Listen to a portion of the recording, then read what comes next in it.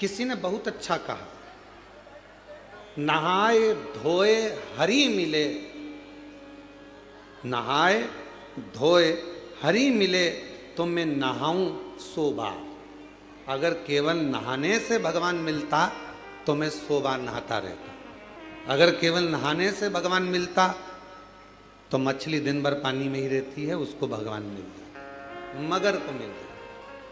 नहाए धोए हरि मिले तो मैं नहाऊं 100 बार।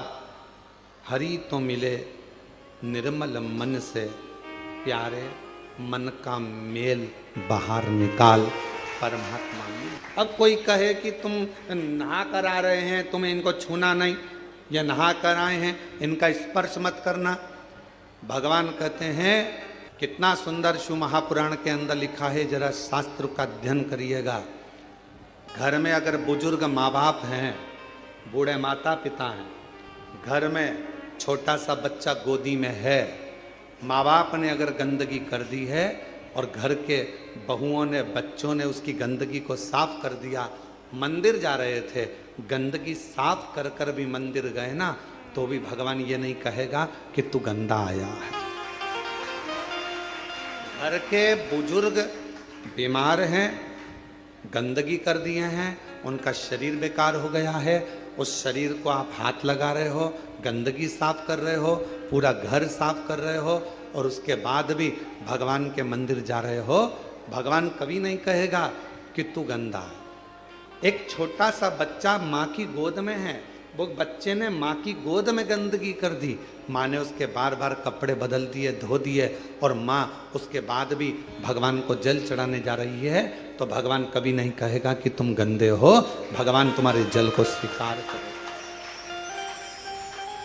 घर के बुजुर्ग माँ बाप, घर के बुजुर्ग सास ससुर, घर के बुजुर्ग, तुम्हारे घर में रहने वाला कोई बूढ़ा है व्यक्ति है, दादा दादी हैं, बुजुर्ग हैं, उनकी सेवा कर रहे हो, तुम मंदिर जा रहे हो और तुमने सोचा कि मंदिर से आकर ऐसा करूंगी, या मंदिर जा रहे हो तो मुझे साफ जाना है, तो शिव महापुराण की कथा कहती है, सबसे पहले बाबा को जल चढ़ाने से पहले अगर कोई घर का बुजुर्ग पलंग पर पड़ा है, बीमार है, और उसने गंदगी भी कर दी है ना, तो पहले साफ करो, फिर बाबा का नाम लेकर बड़े प्रेम से बाबा को जल चढ़ाने जाओ, बाबा तो भी स्वीकार करो। माँ बाप से बड़ी दुनिया में कोई पूजन नहीं। किसने कहा कि माता पिता से बड़ी कोई पूजा नहीं?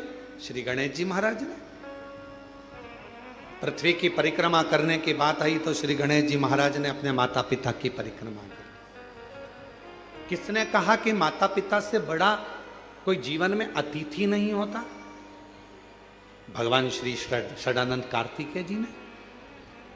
श्री शैलम पर कार्तिकेय जी रुष्ट होकर चले गए, मल्लिकार्जुन में जाकर बैठ गए श्री शैलम पर, भगवान शिव और पार्वती उनके अतिथि बनकर चले गए। कौन कहता है कि पहले देव पूजन करो फिर माता पिता की पूजन करो? नहीं। सुंदर शिव महापुराण के अंतर्गत अशोक सुंदरी का संवाद हम जितनी बार सुनते हैं उतनी बार कम पड़ता है। अशोक सुंदरी सबसे पहले अपने माता पिता, अपने सास ससुर की सेवा में लीन रहती थी, इसके बाद में अन्य कार्य में, अन्य सेवा में, अन्य भजन में जाता। क्यों गुरुजी?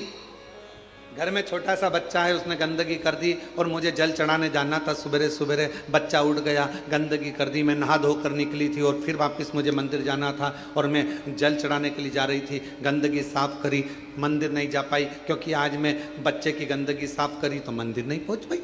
शास्त्र कह रहा है माँ को बच्चे गोद में है और चाहे गोद में गंदगी कर दे और माँ उसको साफ कर कर बच्चे को वापस सुलाकर बड़े प्रेम के साथ अगर मंदिर जाती है तो भी शिव स्वीकार कर लेता।